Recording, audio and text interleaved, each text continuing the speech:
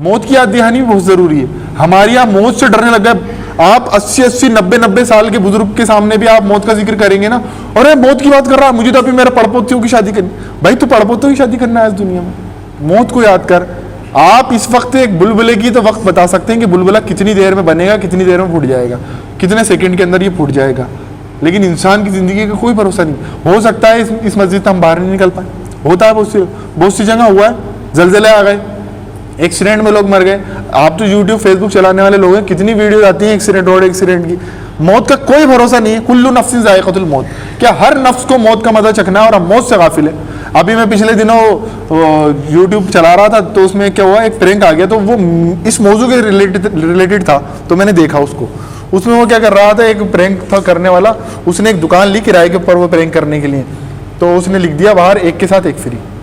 اب لوگ اندر جا رہے ہیں, انہوں نے کہا ایک ٹی شرٹ خرید لیا, تو ایک شرٹ کے ساتھ انہوں نے سوچا ایک شرٹ اور فری مل جائے گا, تو اس نے ایک شرٹ خرید لیا. ایک آدمی نے آ کے, تو اس نے ایک کے ساتھ ایک فری جب مانگا کہ بھائی ایک کے ساتھ ایک فری جو آپ نے لگا رکھا وہ دوسری چیز بھی تو دیں, تو اس نے اندر سے پورا کفن کا پیکج نکال کے دے دیا.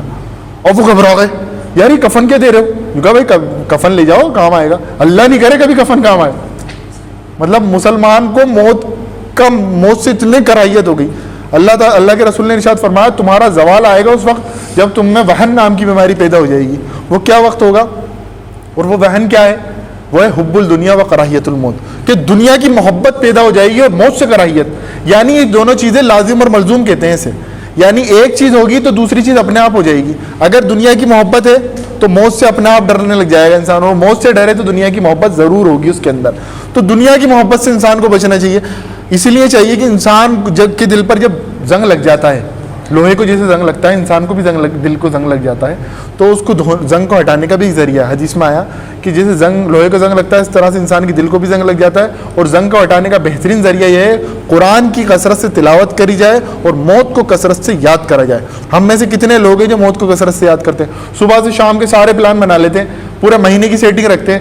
دیکھو یہ بجلی کا بل جائے گا, یہ اس کا بل ہے, یہ مکان کا کرایہ ہے, یہ دکان کا کرایہ ہے, یہ ہے, یہ وہ ہے, سارے میری ای ایم آئی وغیرہ سب کٹیں گی, ساری چیزوں کی رکھتا ہے. لیکن کبھی یہ بھی لکھ کے رکھتا ہے کہ میں مر جاؤں تو میرا بچہ مجھے یہ بچہ غسل دے گا, میں مر جاؤں تو میرے مرنے کے بعد جو ہے نا یہاں مجھے دفنایا. کسی نے کبھی سوچتے ہی نہیں, کیونکہ ہمیں موت کی یاد ہی نہیں ہے. موت تو ہم بھول چکے ہیں. بندہ ہے مومن تو موت سے ڈرتا ہی نہیں ہے, اور جو موت سے ڈر رہا ہے نا تو اسے اپنے ایمان کا جائزہ لینا چاہیے.